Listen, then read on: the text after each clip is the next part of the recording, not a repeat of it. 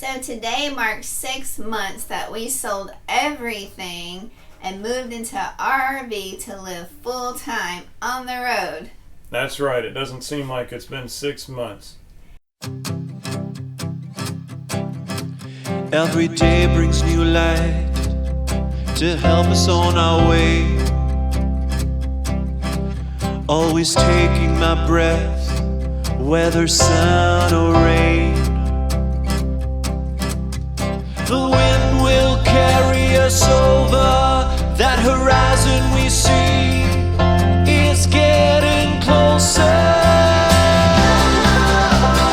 This is why we live, for moments like this. This is why we live, for moments like this, yeah.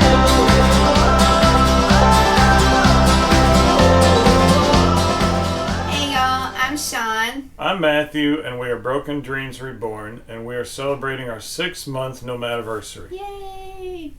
And today we're going to talk about what we learned during the 6 months that we have been on the road. So to start with, we've been through a total of 10 states. Now that's just driving through. How many states have we actually stayed in? We've stayed in 9 states But only 8 of them counted because... because our rule is you have to stay 2 nights in order to make the sticker on our sticker map, which we put on our slide. Yeah, and that's just something that we came up with on our own, so one of them didn't count. Which one didn't count? Is that Tennessee? Well, 2 of them didn't count, Tennessee and Kentucky. Tennessee didn't count because we only spent 1 night in White House, Tennessee in a Cracker Barrel. In Kentucky, we just kind of drove right through it. We didn't even stop hardly. And out of the 6 months on the road, we have stayed at 4 month-long stays. And that's not the way we started out wanting to do things. We wanted to do things 1 or 2 weeks at a time. So how did we end up with this 4-month-long stay stuff? Because it was more affordable. The first one was Florida, and the reason we stayed a month in Florida is because you get 30 days from the time you purchase your RV for them to fix anything in their service bay without having to wait in line for the service department. So we decided to stay about an hour from Lazy Days in Tampa. Our second month-long stay was actually in Michigan. We had a grand design appointment we needed to make, and it was around July 4th. Hello. So there was a campground that could accommodate us for the whole month of July. Well, I think it was the end of June into July. The second one, we were supposed to meet family in Minnesota, but they weren't ready for us yet. So we found a great campground in Wisconsin Dells that they let us stay for a month, which was a very nice find. And then last, we mooch docked for a month with family. Yep. So once we got on the road, it seems like we planned for one thing, but you have to just roll with it. However it turns out, it turns out. But honestly, it is more affordable to stay at a month-long place. We would suggest if you are going to stay someplace a month, try to pick a place where there's a lot to do. I think out of all 4 of those places, Wisconsin Dells had the most for us to do. But we were getting itchy at the other places after 2 weeks. We're like, we want to go, we want to go, we want to go. So I think our sweet spot is probably still 2 weeks. Yeah, the budget kind of rules supreme over everything, but I think 2 weeks is what we still favor. And out of all of our states that we have been to so far, what was our favorite? Surprise, surprise, it has to be Wisconsin. Oh, Wisconsin was so beautiful, y'all. It was really beautiful. There's a lot of hiking to do. We liked we're not going to give you a preview. You'll have to watch the episode. But we did some hiking, some great hiking at a great place. And when we come out with that episode, we're still a couple months behind. You'll find out where it was. And out of all the states we've been through, we have been through 10. How have the roads been? America needs road rehabilitation. Michigan was pretty bad, and around the Chicago area, we did not go through Chicago, but on the outskirts, it was really bad. We did some redecorating on the road while we were driving. That's really talented. How'd we do that? This is our lovely theater seating. It came out of the slide. thanks to Chicago, Illinois roads. It did. I mean, both of the slides come in, so there's not much room for it to travel, but it did travel. And that's funny because we usually put a brace between the kitchen island and our workstation, and the theater seating said nope, and it just shoved everything aside and took over, and we were a little bit surprised. We couldn't believe walking in, and I think we filmed some of that, so hopefully that will be in a future episode. Also, Atlanta was not the worst traffic we have been through. No, I have to say one of our favorite places in the country so far is Chattanooga in the eastern Tennessee area, but Chattanooga traffic was awful, horrible. And then I think second was the Chicago area traffic. We didn't even get into Chicago. This is the outskirts of Chicago, but Atlanta was not as horrible as those two places for traffic. But one of my favorite places to drive through is still the Chattanooga eastern Tennessee area, but man, they have a lot of people there. But speaking of the roads, you know it's like an earthquake going down the road. Did we have anything that has been broke in the 6 months that we've been on the road? Just one little turquoise colored plastic trash can. It was actually 2 of our trash cans that we lost. Yep. Not very expensive though, so that's okay. We have also learned that our fireplace does not heat up the whole RV like we have been led to believe. I can't tell you how many YouTube videos and how many people we've heard from who said, yeah, that fireplace, man, it'll just really heat it up. Take the chill off. I'm sorry, we love our fireplace. It's beautiful, but that's about as far as it goes. Unless you're sitting right up on it, at least for us, it does not heat up the RV. It does not take the chill off. It just kind of looks nice. So maybe in the future we could put a different one in there that actually does something more than look nice. I don't know. But we love the lights, and pretty much where we're standing, that's where you can feel the heat. Yeah, you have to sit like a kid in front of a TV and, Sunday cartoons. You'd have to sit there in order to feel it. But one thing we love in our RV is the RV oven. Surprisingly.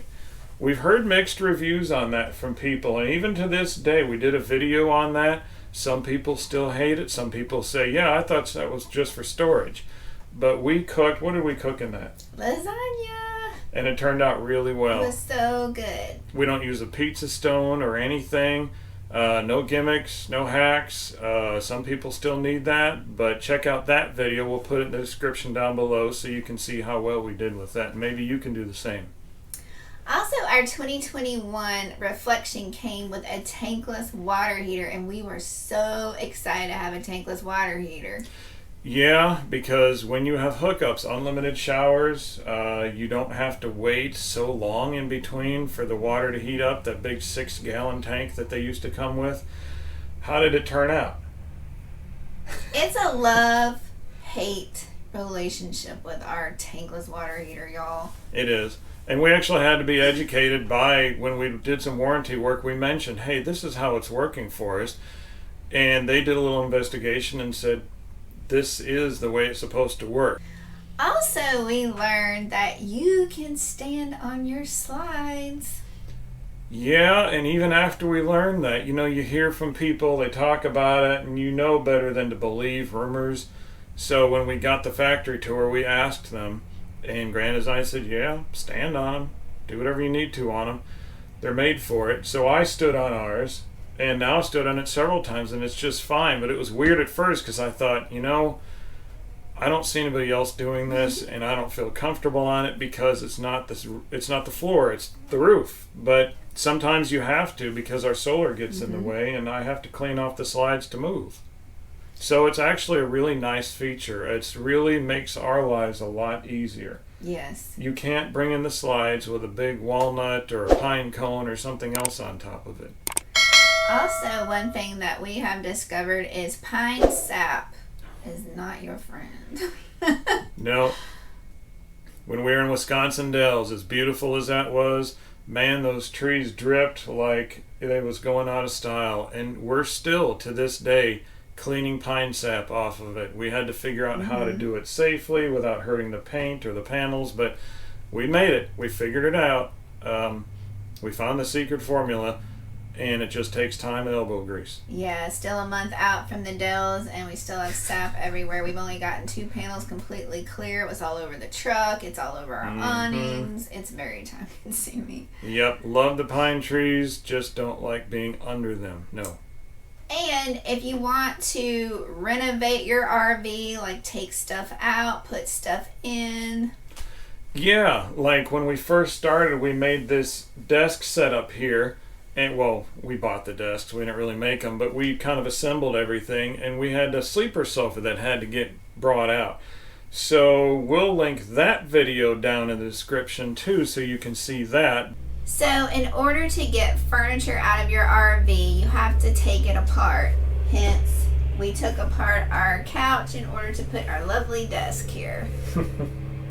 Also, on our 6-month journey, we have stayed at private RV parks, county parks, city parks, businesses, harvest hosts, and even the suburbs. Yep, mooch docking in the suburbs. We sold our sticks and bricks so we could move into a driveway in the suburbs. And out of those places, what has been our favorite place to stay out of those kinds of places? Boy, I would say,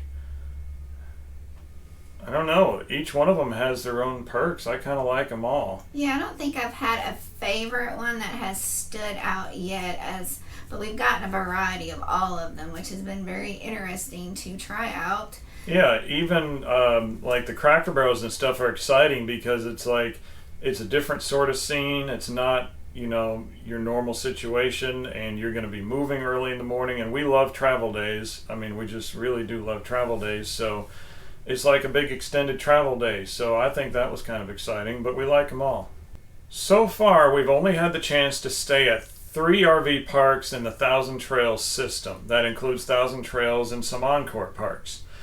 The verdict's still out for us whether or not we want to renew our membership. See, we got the membership with the RV. It was a 13-month sort of like a freebie. And we're still not sure where we're going to go with that. So in a future episode, we will let you know when we actually have the verdict. Also, we have been able to stay at 50 amp sites, 30 amp sites, and even 15 amp sites. And because of our solar system, we have been able to operate our air conditioner, at least one air conditioner on the 15 amp.